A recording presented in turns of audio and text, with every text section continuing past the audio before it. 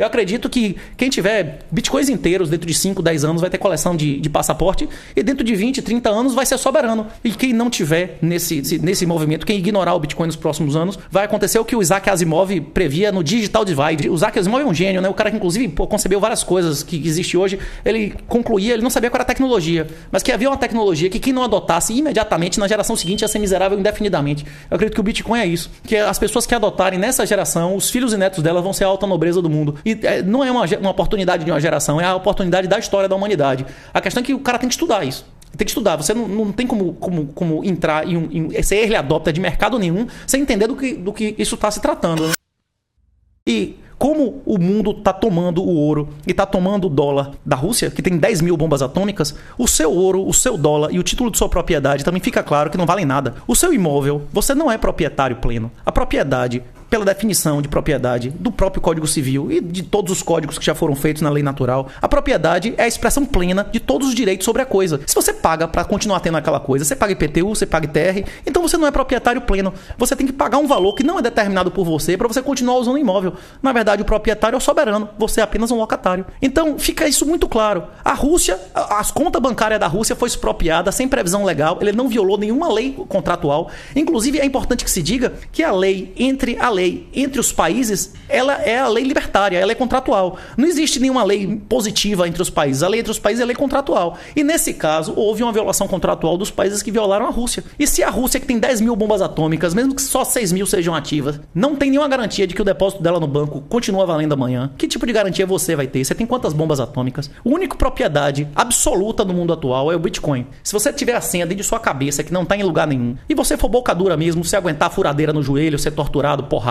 você pode, é a única propriedade que você pode levar para você pro caixão se você quiser. Inclusive, ela é tão sua que é a única propriedade que nem te matando não é possível te roubar. E você pode dar a quem você quiser, você pode ficar preso 10 anos, você memorizando a senha, você sai de lá, em qualquer caixa eletrônica ou qualquer computador que você acesse, você consegue acessar a sua riqueza plenamente. Você me permite? Só fazer uma citação, Buriti. Renato comentou sobre a questão dos 3 blocos de poder. Eu queria aproveitar e fazer uma citação. Morreu recentemente o professor Olavo de Carvalho e provavelmente a maior obra dele chama-se O Jardim das Aflições. Um livro fantástico, eu indico a todos nós que estão aqui assistindo. E nesse livro, o professor fez toda uma escala, desde partindo de Epícoro, chegando até os dias de hoje, e nessa trajetória intelectual, onde ele foi interpretando grandes gênios da humanidade, de ciência política, filosofia, literatura, psicologia, ele chegou a reforçar, inclusive, um pensador mais recente, que é o Bertrand de Juvenel, aquele clássico, né, O Poder, onde ele mostra que, atualmente, existem, de fato, 3 grandes blocos de poder no mundo, né, 3 grandes projetos, e esses 3 blocos seriam o bloco ocidental, o bloco russo-chinês, que tem uma derivação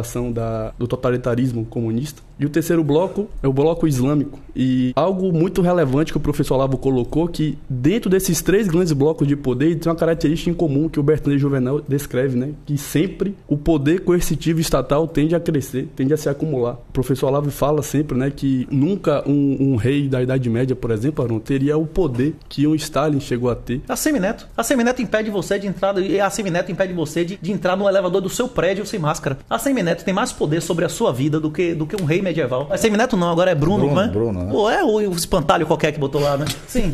Que nem a mulher do cara não obedece o cara, negócio de vacinação, não vacinou nem as filhas, né? Sim. Continuando aqui. Só pra fechar essa citação. Então é um livro que já nasceu clássico, é um livro muito profundo. A lista bibliográfica, né? Os livros que o professor cita, os autores. Só pela lista bibliográfica já vale a leitura, era um livro fantástico. Então, assim, pra gente entender o momento que o mundo está vivendo hoje. Com certeza. Essa leitura também. Tem a trilogia do Olavo. Essa afirmação de que esse é o livro mais importante é meio controversa, mas eu tô com ele. Inclusive. Fala do próprio Olavo. Tem alunos que dizem que não é, são outros da trilogia. Eu concordo. E, inclusive, na economia, existe uma confirmação com dados na econometria, que chama Lei de Wagner. Se vocês pesquisarem, vocês vão ver que na economia, tudo que o professor Olavo previu, ela é comprovada com dados também, embora ele não utilize lá, ele utiliza a sua argumentação. Hoje aconteceu uma coisa interessante em relação ao Bitcoin, que o primeiro presidente de país foi eleito através e devido ao Bitcoin na Coreia do Sul. A última eleição na Coreia do Sul teve fraudes eleitorais em urna eletrônica pior do que aqui. Inclusive com intervenção de China, quem denunciava morria, era preso. Um negócio 3 vezes pior do que o STF aqui. E começou a ter uma competição, porque a penetração do Bitcoin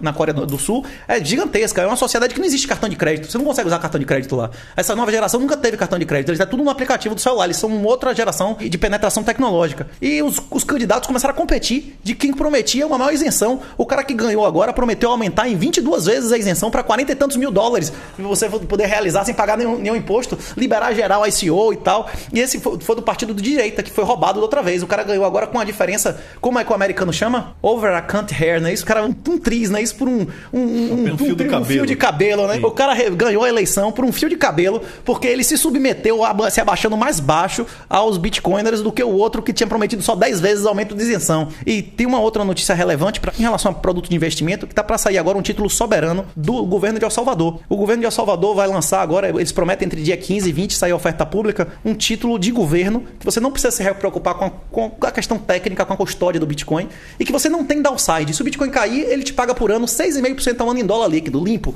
Inclusive, se você quiser desassociar com o seu nome, você bota uma walletzinha da Liquid e vai cair em stable dólar no seu celular, não passa nem banco. E se o Bitcoin subir, ele lhe garante metade da valorização do Bitcoin. Se o Bitcoin triplicar, você dobra o dinheiro em dólar. Se o Bitcoin cair, você recebe 6,5 em dólar durante 10 anos. Inclusive, esse título, se você comprar mais de 100 mil dólares, você recebe automaticamente a visto de residência no país. Então, se der um colapso societal aqui, você já tem um plano B. Tem muita gente, inclusive, vai adquirir esse título para onde fugir. Hoje em dia, muitos bitcoiners estão indo para Portugal, tem vários países que estão abrindo as pernas. Agora, tipo assim, esse aí chegou a um ponto de botar o Bitcoin como moeda oficial do país. Hoje, Bitcoin é moeda de oficial de país do El Salvador. E a expectativa da comunidade é que quando sair esse título, muitos outros países sigam esse caminho e chegam para a FMI, cheguem para o SWIFT, cheguem para o sistema monetário, bancário internacional e dê o fuck off. E diga, eu não preciso mais de você. Eu consigo dinheiro muito mais barato apenas renunciando a parte de meu poder. Eu vou dar cidadania, eu vou dar isenções fiscais. Só que aí que tá. Eu não sei se essa expressão é grosseira para dizer aqui, né? Depois da cabecinha não tem mais jeito. A cobra não tem ombro, não é isso?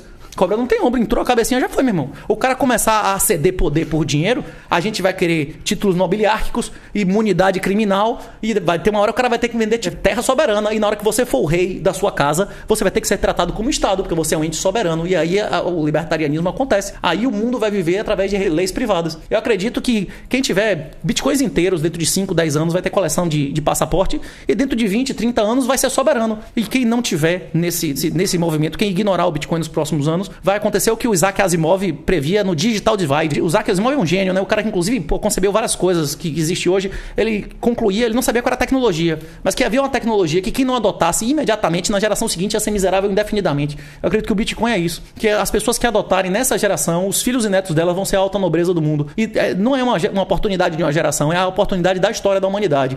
A questão é que o cara tem que estudar isso. Tem que estudar, você não tem como entrar em ser early adopter de mercado nenhum sem entender do que isso está se tratando, né? Já que você está falando, já que você tocou no... Eu entrei no tema do Bitcoin e deixei a tua fala, tem uma pergunta aqui da Amanda Veloso. Além do Bitcoin, quais outras criptomoedas possuem viabilidade hoje? Porque tem várias, né?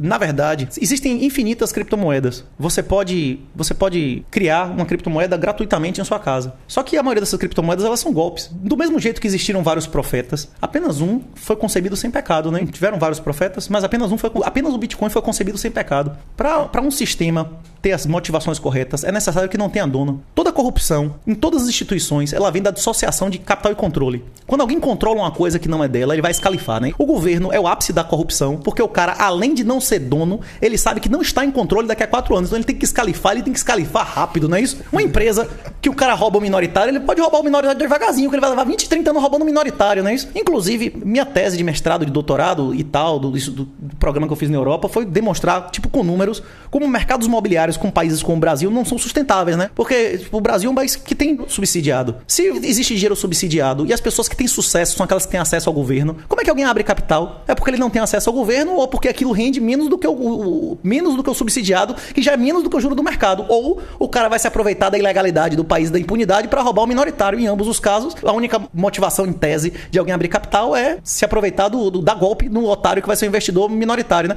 O mercado é o ambiente de paciente tirar dinheiro do apressado, o insider tirar dinheiro do outsider, né? E o profissional tirar dinheiro do amador, né? Mas voltando à sua pergunta da Amanda. Amanda, o Bitcoin é tão único quanto Jesus Cristo de Nazaré. O Bitcoin é a coisa mais conservadora que existiu nesse mundo desde Jesus. E ele vai trazer de volta os valores que foram perdidos. Hoje em dia, a maioria das pessoas não poupam porque não vale a pena poupar. A inflação não é o aumento da gasolina, ou a inflação é o aumento da base monetária. Se você achar que inflação é o aumento de preços, você está renunciando por década a 20, 30% de sua riqueza, que é a senhoriagem, que é a remuneração do governo pelo monopólio da emissão da moeda. Quantos ternos, quantos sapatos seus bisavô tinha? Ninguém tinha 10 sapatos há 100 anos atrás. Ninguém. O cara não tinha 10 sapatos na vida. O avanço tecnológico. Se você apenas atualizasse o seu consumo durante 50 anos, você seria um miserável sem celular, você seria um miserável sem computador, você seria um miserável que tem um rádio em casa que não tem televisão. O padrão de vida das pessoas tem que crescer com a tecnologia. O preço das coisas tem que diminuir. O preço das coisas diminuiu? Não diminuiu. Por quê? Porque a parte da emissão da base monetária comeu esse ganho. E o nome disso é senhoriagem. É por isso que quando você for fazer um investimento,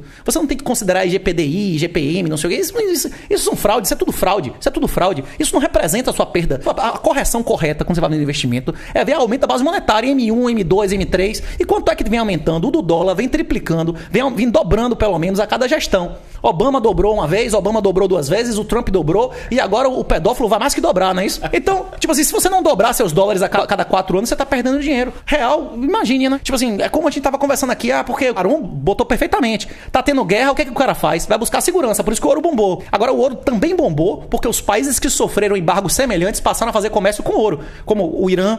O Irã teve uma época aqui que tinha voo diário de ouro físico. A Venezuela viveu de ouro físico durante 3 anos. O ouro chegou a valer. Documenta isso no livro, que o ouro chegou a valer 1/3 na Venezuela do que valia fora. Se você conseguisse ir lá e tirar, agora vai tirar o ouro de lá. Você consegue tirar o ouro da Venezuela, o Bitcoin você memoriza e cai fora e leva seu Bitcoin. Se o Brasil colapsar, você consegue tirar ouro do Brasil pelo aeroporto, você vai tirar como do ouro do Brasil? Você vai enterrar, como muitas pessoas enterraram em Angola e Moçambique, só pôde voltar 20 anos depois para pegar, né? A Venezuela, nos últimos 18 meses, dobrou a economia, eles dobraram a produção de petróleo. Por quê? Porque antigamente prendia o cara dólar, agora eles dolarizaram, liberou geral, só apenas por deixar o cara ter acesso a uma reserva de valor superior. A economia do país dobrou em 12 meses. Quando as pessoas tiverem livre acesso ao Bitcoin, as motivações vão mudar. A motivação de consumir, a motivação de trabalhar mais, a motivação de você ter comportamentos cooperativos. Então, respondendo a pergunta, não existe nenhuma outra criptomoeda.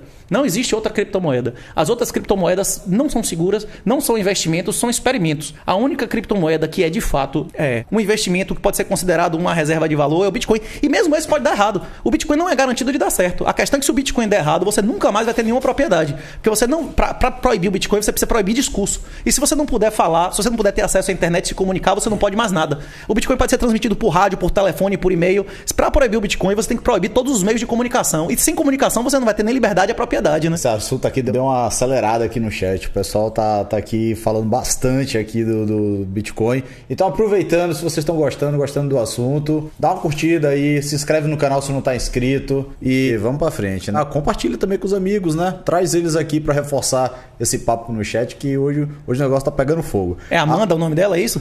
A anterior que tinha perguntado foi a Amanda. Diga a Amanda que tem 3 critérios pra você saber se um esquema é golpe ou não, certo? Tem dono, é golpe. Alguém tá recebendo dinheiro para continuar tendo a moeda, é POS, é golpe. Tem algum pagamento por desenvolvimento, é golpe. Tem alguma fundação que controla, é golpe. Só faz sentido, a blockchain é uma solução altamente redundante como a internet. A redundância só faz sentido nos casos de altíssimo grau de nobreza. As pessoas acham que o trilema lá, o liberdade, igualdade e fraternidade é você ter os 3, não é. Você só pode ter 2 não tendo 1. A mesma coisa acontece em qualquer produto financeiro do mundo. Existe um trilema, beleza? Custo, qualidade e segurança. Você não pode ter, o americano adora dizer isso, né? Você não pode ter rápido, bom e barato, né? Dos 3, 2. Você não pode ter igualdade, fraternidade e liberdade. Senão eu seria livre para não ser fraterno. Eu seria livre para não ser igual, não é isso? Se você aumentar qualquer um dos 3, você diminui o outro. Como é que eu posso ter igualdade com liberdade? Eu não tenho liberdade de ser diferente? Eu não tenho liberdade de não ser fraterno, de ser escroto com você, não é isso? É isso. A mesma coisa acontece com as criptomoedas. Qualquer criptomoeda que não considere a segurança como seu principal atributo, ela não faz sentido. Porque um sistema centralizado faria isso melhor do que uma criptomoeda. Foi o que a Luísa Caroline botou aqui, né? As outras possuem donos. A Tatiana Goiana pergunta aqui: qual a situação das criptomoedas num cenário de apagão global da internet por uma cyberpandemia? Essa foi catastrófica. Tem um conceito na ecologia chamado capacidade de suporte. Se nós passássemos 48 horas sem energia elétrica, não ia ter água na torneira. Se a gente passasse 72 horas sem energia elétrica, já ia começar a acumular corpos e a gente não ia poder nem beber a água do poço, nem do rio. As pessoas imaginam que a capacidade de suporte do Brasil sem energia elétrica é a mesma de antes da energia elétrica. Em 1800 tinham menos de 3 milhões de pessoas no Brasil. Se a gente passar um mês sem energia elétrica, a nossa última preocupação vai ser o Bitcoin. Mas, voltando, 99% da população vai morrer em 6 meses. Se a gente ficar sem energia elétrica um mês, vai morrer todo mundo, né? As pessoas que não vão morrer são pessoas muito de rocha e normalmente as pessoas que vão sobreviver já são pessoas que já estão acostumadas a passar fome, a matar, mendigo e roceiro numa situação dessa tem uma vantagem absurda, né? O cara que tá acostumado a ficar 15 dias sem comer, vai tá de boa, né? As habilidades são desenvolvidas. Mas voltando à questão, o Bitcoin ele pode ser rodado em qualquer computador do mundo. Para a rede parar de funcionar, realmente a internet teria que parar de funcionar em todos os países. Só que tudo pararia de funcionar. Renato, todo o sistema bancário. Como é que você vê essa questão do Putin dizer que vai bloquear a internet na Rússia? Já bloqueou. Ele bloqueou o acesso aos sites que não tem no final RU, não é isso? E o povo russo que tem Bitcoin, que tá lá com sua riqueza em Bitcoin, o que é que eles podem fazer? É porque é o seguinte, respondendo a questão, se a internet saísse do ar, Bitcoin sairia do ar e quando a internet voltasse, ele voltava a entrar no ar. Só que nesse meio tempo, você pode fazer transações por qualquer outro meio de comunicação. Você pode mandar por carta, por rádio, por qualquer outro meio de comunicação, por telefone. Mas é perigoso. De boca. Você vai ser interceptado. Não, mas rádio, a transação... telefone, por exemplo, você tem um endereço. Eu tenho um endereço. Eu posso fazer uma transação de que eu te dou 3 bitcoins do meu endereço pro seu endereço e assinar isso. E essa mensagem, alguém pegar, não interfere. Ele não tem como me roubar esse dinheiro. Porque eu não tenho a senha do meu dinheiro. Isso é uma derivada da senha do meu dinheiro. Eu posso transmitir por rádio, por qualquer outro meio de comunicação, inclusive jogar na rede. A internet está fora do ar. Eu jogo a transação lá e vou esperar a rede voltar. A resposta à sua pergunta já tem na China. A China tem um firewall. Pronto. Inclusive, a China teve um firewall durante vários anos, proibia Bitcoin e a maior parte da mineração do mundo era lá. Sim. O que os caras faziam? Eles utilizavam VPN, né? E outros meios de comunicação. Hoje em dia tem inclusive dispositivo físico pra você colocar Bitcoin e transacionar sem utilizar a internet, né? E hoje em dia tem a questão da Starlink na Rússia em alguns certos pontos que ele não vai conseguir bloquear isso. Não é isso mesmo? Não, e o cara da Amazon já tá prometendo. Aqui no Brasil já existem satélites. Na roça tem Hughes, né? Que seria o equivalente, só que como ele é mais afastado, o delay é maior, né? Porque a latência é maior. A internet... Hoje em dia, qualquer município da Bahia, do interior, você consegue comprar internet de satélite. A questão é que eles estão fazendo uma relação de órbita baixa e o cara da Amazon lá, como é o nome do corno lá? O Bezos. Como é que chama? Ele já falou que vai colocar uma constelação 3 vezes maior, né? E vários caras vão botar constelações. É isso. Vou começar a se bater tudo lá em cima. É síndrome que chama isso. Tem uma previsão de um cara chamado Kessler, que é um cientista, de que nossa exploração espacial podia ser atrasada há 200, 300 anos se tivesse uma quantidade grande de satélites lá e alguém começasse a fazer brincadeira como a China fez recentemente de destruir coisa e os detritos podiam começar a destruir os outros e por cadeia ficar uma quantidade tão grande de lixo espacial que a gente pudesse ficar 200, 300 anos sem mandar nada para o espaço. Isso é uma possibilidade. Isso já foi previsto há mais de 50 anos. Isso é possível.